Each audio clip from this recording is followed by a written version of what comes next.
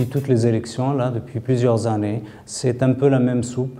Les autres partis viennent chercher les voix dans les quartiers populaires à l'approche des élections.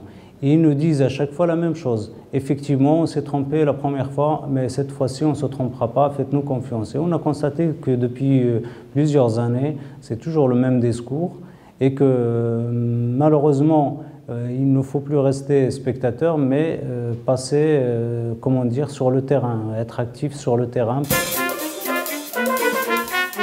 Il y en a deux qui émergent, hein, c'est la difficulté de se loger de manière digne, et la deuxième, c'est celle de trouver du travail. Donc j'ai du mal à choisir entre ces deux priorités, parce que quand on le vit, bien entendu, il y a une égale urgence des deux côtés, mais je dirais qu'il y a un problème urgent de travail.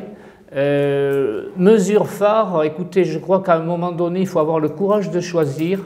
Au Front de gauche, nous soutenons complètement la revendication de la jeunesse de ces quartiers, d'avoir sa part de travail. On sait très bien, hein, c'est les statistiques de la Chambre des métiers qui nous le dit, que la majorité des artisans dans le bâtiment habitent dans des quartiers populaires. Et on constate que malgré le nombre de chantiers qui sont lancés, sur la ville de Montpellier, il y a très peu, mais vraiment très peu d'artisans issus de ces quartiers qui travaillent dans ces chantiers. En ce qui concerne les travaux de réhabilitation dans le quartier du Petit Bar et qui sont presque terminés, donc ça a démarré dans le courant des années 2005.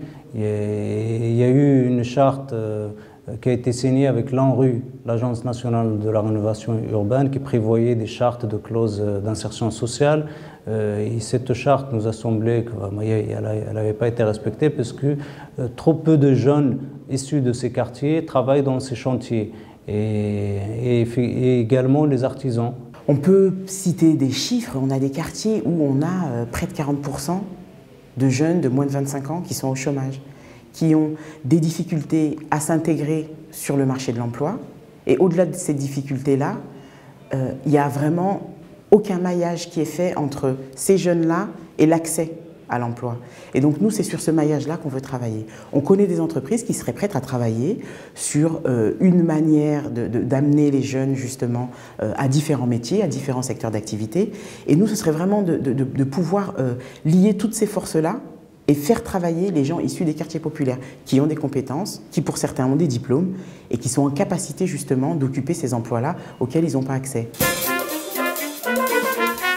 Le programme La Gauche la Vraie répond de plusieurs manières aux attentes et aux préoccupations de tous les habitants, mais notamment de ceux des quartiers populaires. Alors d'abord par le service public de la petite enfance qui les concerne, par le doublement de la création des logements sociaux et la transparence des attributions, par la gratuité des transports en commun pour les 30% des usagers qui ont les plus bas revenus, mais également par tout ce qui touche à la culture, qui est quelque chose d'extrêmement important. Dans ces quartiers-là, il y a une créativité et il y a des habitants qui s'impliquent et qui font des choses. Il faut leur donner les moyens, notamment par le biais des maisons pour tous et par le biais des associations de quartier à qui il faut donner un budget plus élevé et un budget sans contrepartie qu'ils puissent utiliser de manière autonome, de façon à pouvoir porter cette créativité et cette culture par eux-mêmes.